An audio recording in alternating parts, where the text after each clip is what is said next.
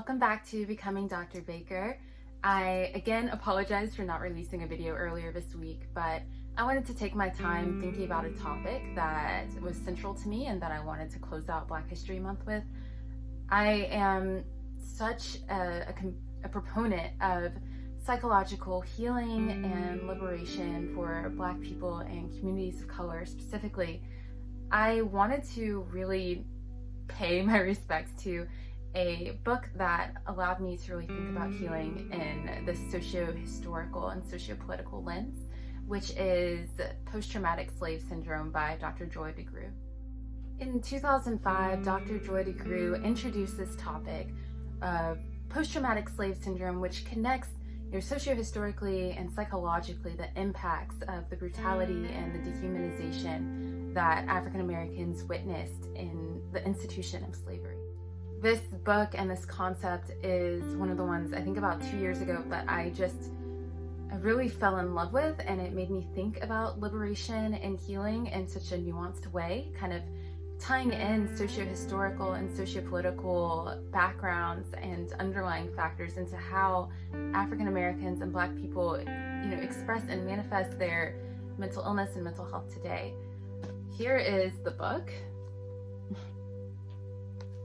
It's actually, the full title of it is Post-Traumatic Slave Syndrome, America's Legacy of Enduring Injury and Healing by Dr. Joy DeGruy. So what is post-traumatic slave syndrome? In 2005, Dr. Joy DeGruy conceptualized the influence of slavery on Black Americans as post-traumatic slave syndrome, otherwise known as PTSS.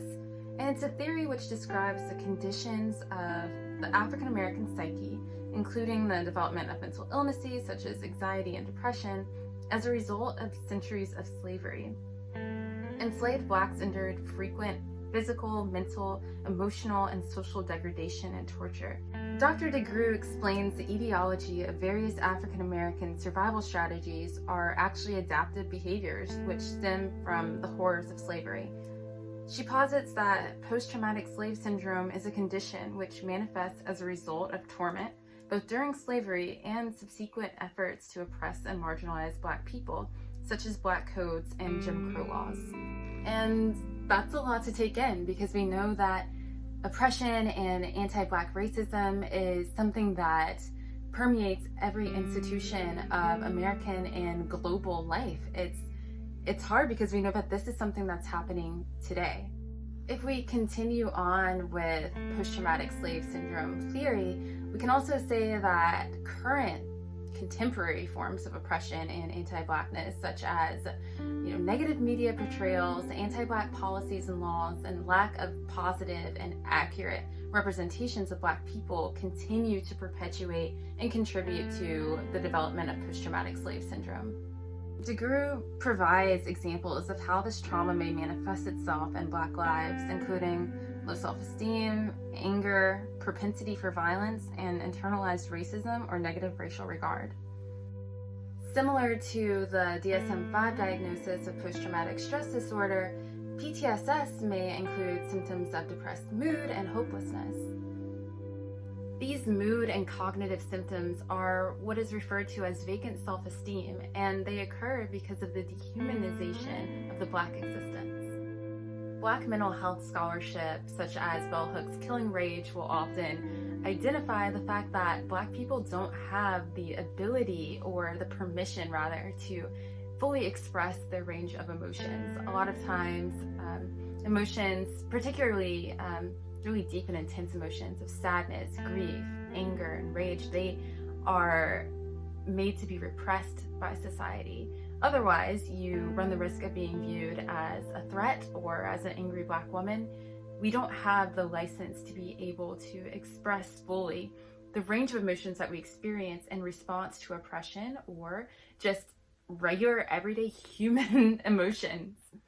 Finally, post-traumatic slave syndrome may be experienced in the form of negative self-concepts due to racist socialization. A 2017 article by Soule and colleagues explains that many African Americans internalize the trivialization of their narratives and in response minimize their distress, mirroring avoidance-like tendencies associated with post-traumatic stress disorder. This means that when you're constantly walking around in institutions in a world that's meant to oppress you, that's meant to beat you down, it can be really difficult to maintain a positive view of yourself, of your culture. It's extremely difficult to maintain that self-esteem, but a lot of people do it. One of my favorite frameworks right now, being using psychology and counseling psychology specifically, is the radical healing framework, which posits that there's something deeper and better than resilience, and it's resistance. It is the active, declaration and commitment to maintaining a joy-filled life despite this knowledge of racial trauma and oppression.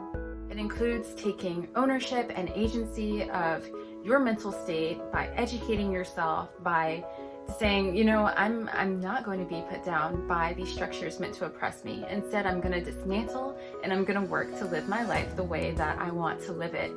You're not turning a blind eye to oppression and racial trauma, but you're saying, with this still here, I'm choosing to live positively. I'm choosing to have a good life. I'm choosing to maintain hope.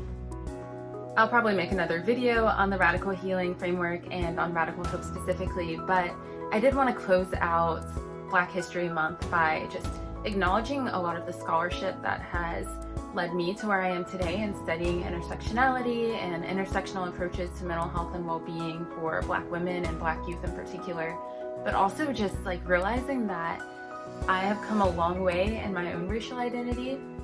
Again, that's going to be another video as well, but the fact that I am now seeing the world through a different lens as I go through my doctoral program, as I experience oppression, but I'm also encouraged to take this agency and ownership over my own life.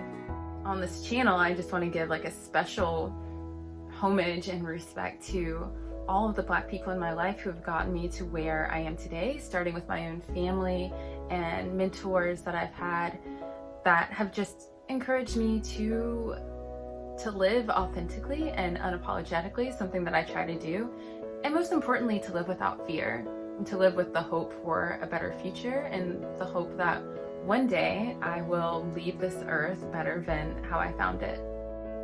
One of my dreams is to be able to use this channel to create this pipeline of BIPOC healers, people who want to go into their communities with this collective mindset, with this hopeful mindset of wanting to build as we climb, to lift each other up. That is my hope that I can, push out through this channel, is really developing that pipeline and instilling this idea that psychology can be leveraged for so much more. So happy, National Black History Month. As you'll hear a lot of Black people say, every day is Black History Day, every day is Black History in the making, and I'm so proud to be Black. I am so happy to get to share that joy on this channel. I'm so happy to realize my own journey through navigating my own racial identity and my gendered racial identity, and I will see you all next week. Thanks for tuning in.